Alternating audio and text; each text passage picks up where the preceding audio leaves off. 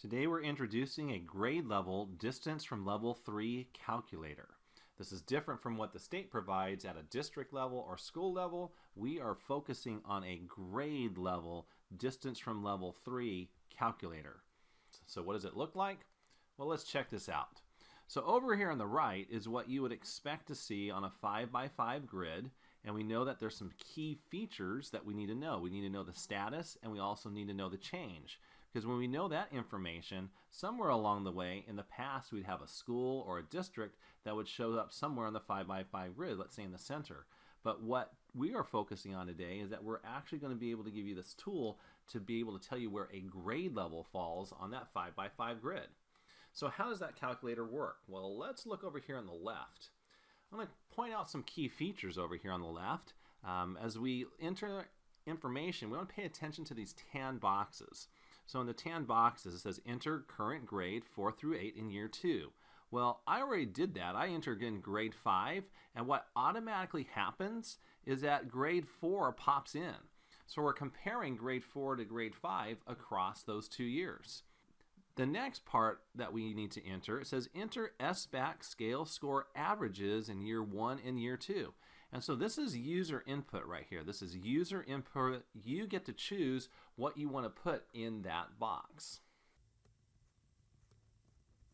And again, this is user input, and this is your choice on the type of information that you want to put here, and it will eventually calculate these distances from level 3. So when you subtract it, you're actually able to get the change that you need and obviously your status to be able to figure out where the dot goes on that 5x5 grid. This example that I'm showing you right now is actually for the English Language Arts Performance Indicator 5x5 grid.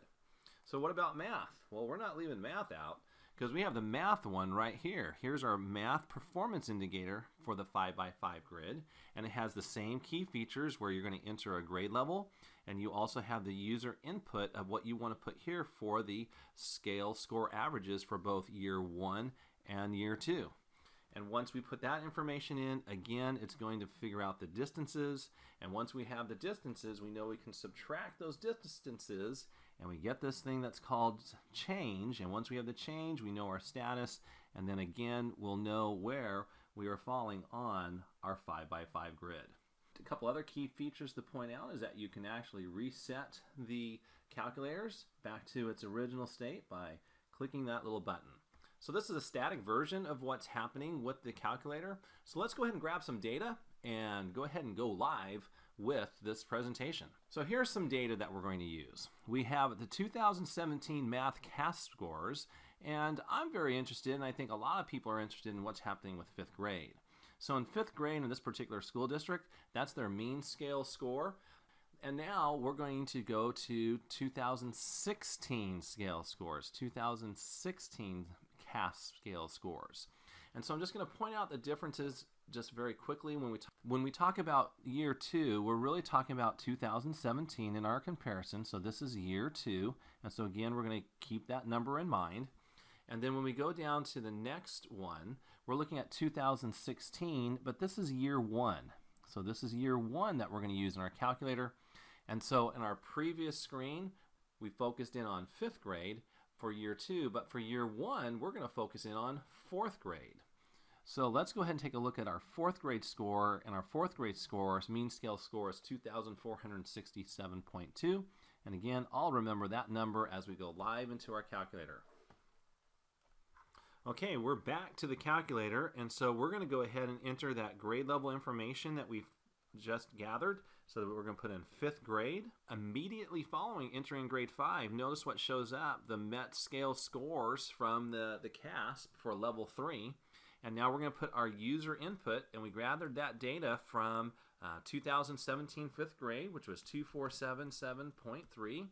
And then for the scale score average we're using for 2016 was 2467.2. And then when we hit return, we get this data that shows up.